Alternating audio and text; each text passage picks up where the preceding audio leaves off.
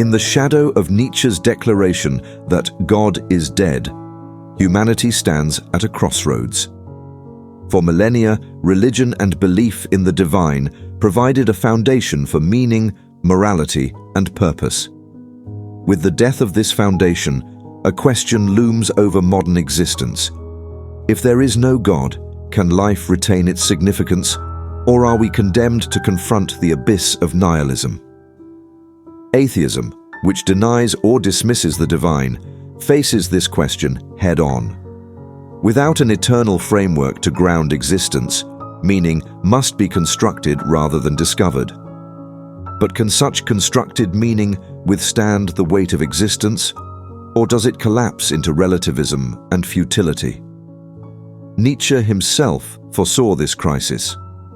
When one gives up the Christian faith, he wrote, one pulls the right to Christian morality out from under one's feet. The abyss of nihilism is not merely a rejection of belief, it is the void left in its absence. Whether one turns to science, humanism, or personal purpose, the question remains, can these constructs genuinely replace what was lost?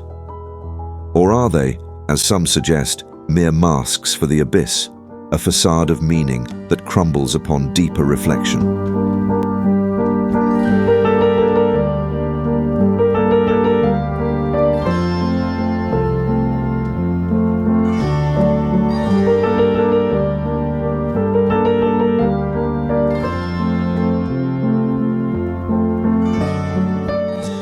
The theist and the atheist walk a shared path, both facing the same ultimate unknown. Their journey is one of discovery, reflection, and confrontation with the limits of human understanding. The atheist sees the abyss as all-encompassing, a chasm into which all meaning eventually dissolves.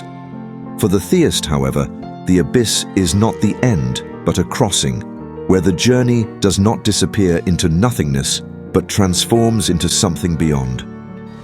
For the theist, the abyss might be described in the language of the mystics as a vast and infinite depth, or the eternal silence from which all things arise. It is not an end, but a beginning, a place of profound transformation where the finite touches the infinite. St. John of the Cross, in his Dark Night of the Soul, described it as a hidden ladder, leading to union with the divine, veiled in darkness but illuminated by faith. For the atheist, however, the abyss is final, and the journey ends not in transcendence, but in disappearance. Yet, even in this stark vision, there is courage, the willingness to face the void without illusions, to embrace the unknown as it is. As Søren Kierkegaard wrote, life can only be understood backwards, but it must be lived forwards. Both theist and atheist press forward, united by the human need to seek meaning, even as their destinations diverge.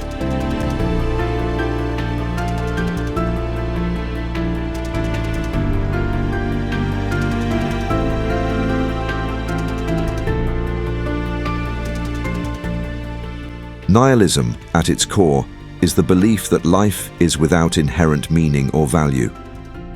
For atheists, the rejection of divine or metaphysical foundations leaves a void that must be filled with something else. Nietzsche warned of this void, describing the death of God as the loss of all ultimate values. What were we doing when we unchained this earth from its sun? He asked. With no cosmic anchor, humanity risks falling into despair, overwhelmed by the vastness of a meaningless universe. Atheists often respond to this challenge by constructing systems of relative meaning. We give life meaning, they argue, through our relationships, creativity, and pursuit of knowledge. Yet this approach raises a troubling question.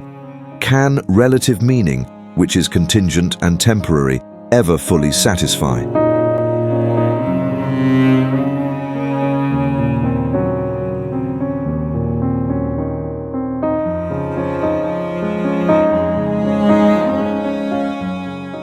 Relative meaning, for all its practical comfort, can feel like a mask placed on the face of the abyss.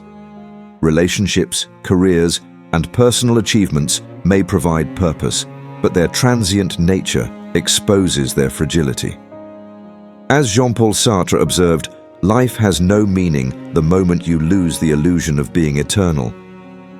Even secular humanism, which places humanity at the center of existence, struggles to escape the shadow of the abyss. If humans are merely products of blind evolutionary processes, can the values we create ever transcend their arbitrary origins? In the cosmic scale, where galaxies collide and stars burn out, our self-created meanings seem like flickering candles in an indifferent void.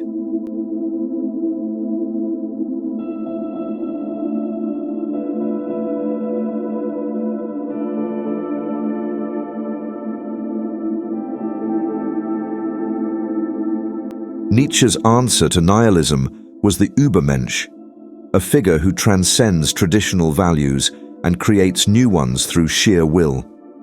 The Übermensch affirms life despite its lack of inherent meaning, transforming the abyss into a source of creative power.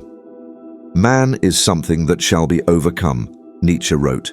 What have you done to overcome him? While inspiring, this vision places an extraordinary burden on the individual. The Übermensch is solitary, relying on personal strength to carry the weight of existential freedom.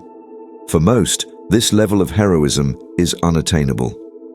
Furthermore, the values created by the Übermensch, however bold, remain contingent and arbitrary.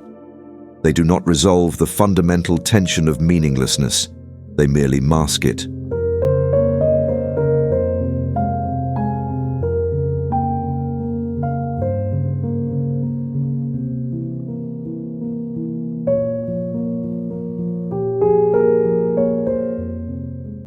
Perhaps the deeper question is not whether atheism can escape nihilism, but whether it should. The abyss, while terrifying, can also be transformative. It forces both theist and atheist to confront the fragility of existence and the limits of human understanding. The image of God's hand reaching out to man, as depicted in Michelangelo's The Creation of Adam, offers a compelling metaphor for the abyss. The gap between the hands represents the chasm between the finite and the infinite, the known and the unknowable. For the theist, this gap is not empty, but filled with possibility. Faith becomes the bridge, the boat that carries one across the mysterious ocean. For the atheist, however, the gap remains unbridged. The journey ends at the edge of the abyss, where meaning dissolves into the void.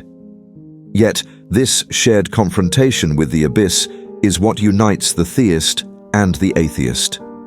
The theist may draw courage from the hope of crossing, while the atheist finds strength in the willingness to stand at the edge, gazing into the depths without retreating. As Albert Camus wrote, "The struggle itself toward the heights is enough to fill a man's heart." One must imagine Sisyphus happy.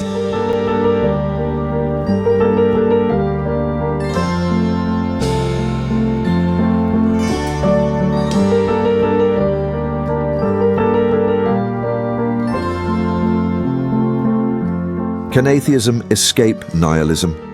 The answer may depend on one's perspective. For some atheists, the absence of ultimate meaning is not a problem to be solved, but a reality to be embraced. For theists, the abyss is a threshold, a place where faith transforms despair into hope. Ultimately, both worldviews grapple with the same fundamental questions of existence. Whether one sees the abyss as a void or a passage, the journey toward it is a shared human experience. And perhaps it is this shared journey, filled with questions and possibilities, that gives life its most profound meaning.